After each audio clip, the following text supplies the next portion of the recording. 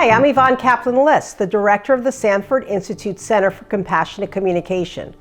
We've created this video to welcome you to UC San Diego Health, to share about some information about compassionate communication in medicine, and to let you know about free trainings that are available to you and your team.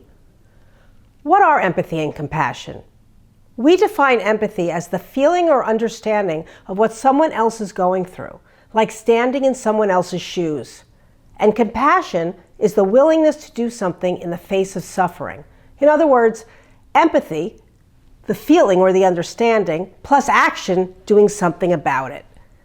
Doing something in medicine can take a lot of different forms, from helping the patient clinically to advocating for the family, or even just listening and understanding when there's nothing clinically we can do.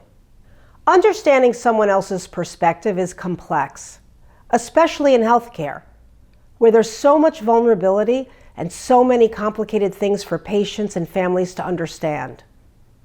As healthcare providers, we find ourselves interacting in all kinds of situations that we never prepared for in medical school or residency. Before we get too much deeper into this conversation, I'd like you to meet my colleague and our Director of Communication Education, Val Lansgeffrow. Let's look at some of the research regarding compassion. There are wonderful resources on the importance of empathy and compassion in medicine by Dr. Helen Reese and Dr. David Raquel. And Dr. Stephen Trzeciak and Dr. Anthony Mazzarelli have published a seminal book called Compassionomics, a systemic review of the compassion crisis in healthcare and the impact of compassion on patients and healthcare workers. In one study, 1,300 subjects, including patients and physicians, were asked if they believed that compassion matters in healthcare. I'm guessing you can imagine those results. 75% of both patients and physicians said, yes, compassion matters. They also said it matters so much that it could actually mean the difference between life and death. And that's not hyperbole. Most people who attempt suicide have made some type of recent healthcare visit, 38% in the last week and 95% in the last year. 87% of patients said that kind treatment is more important than any other key consideration in choosing a healthcare provider, including wait time, travel distance, and cost. Compassion is probably one of the defining reasons we went into medicine in the first place. We want to help people. One of the surprising ways we can do that is by listening a little bit more. Research shows that physicians interrupt their patients in a remarkably short amount of time. It used to be 18 seconds, and now it's around 11 seconds. As doctors, we know the reasons for this. Many times we have to rush to appreciate the clinical issue, and it doesn't feel like we even have time to meet the person behind the disease. But our understanding of the human story will determine a great deal about our communication, and listening is the first step. Of course, there are exceptions to this, but in general, allowing a patient to complete their story takes only about 60 to 90 seconds. That was surprising to me. And there's also a benefit to us. Allowing an extra minute helps you slow down to hear not only the clinical information you need, but how this is impacting the patient's life.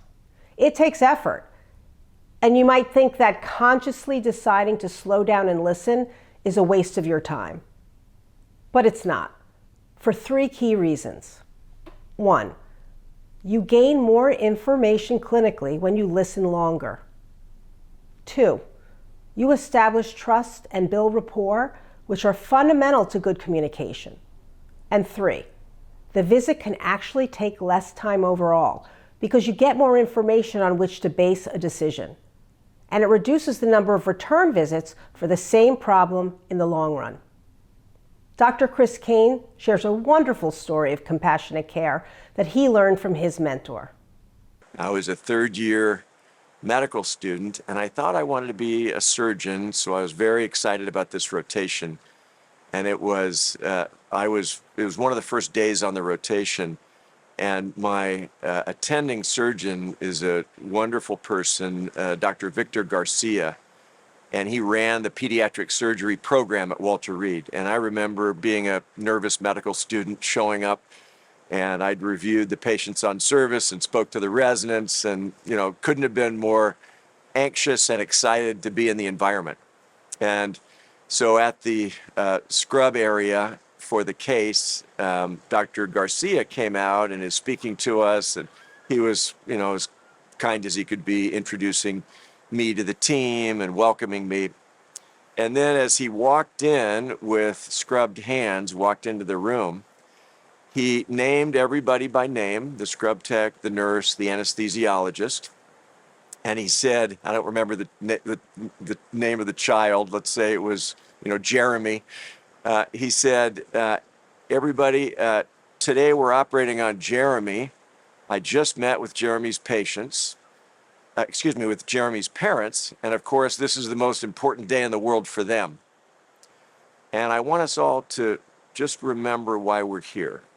We're here for Jeremy today. Let's do our very best for him and his family. And this was before the era of surgical timeouts. Now this has kind of become part of what we do.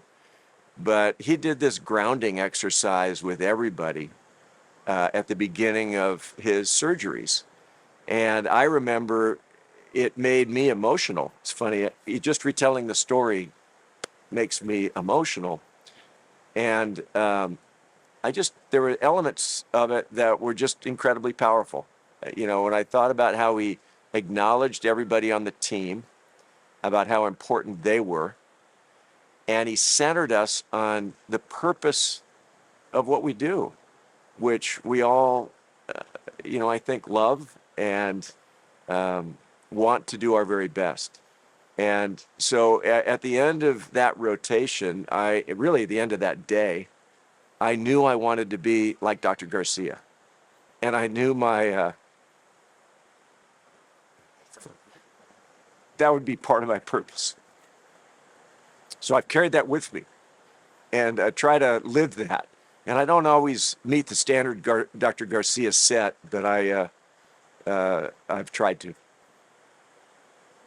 We've asked thousands of patients and even doctors what they remember most from their best experiences with a healthcare provider.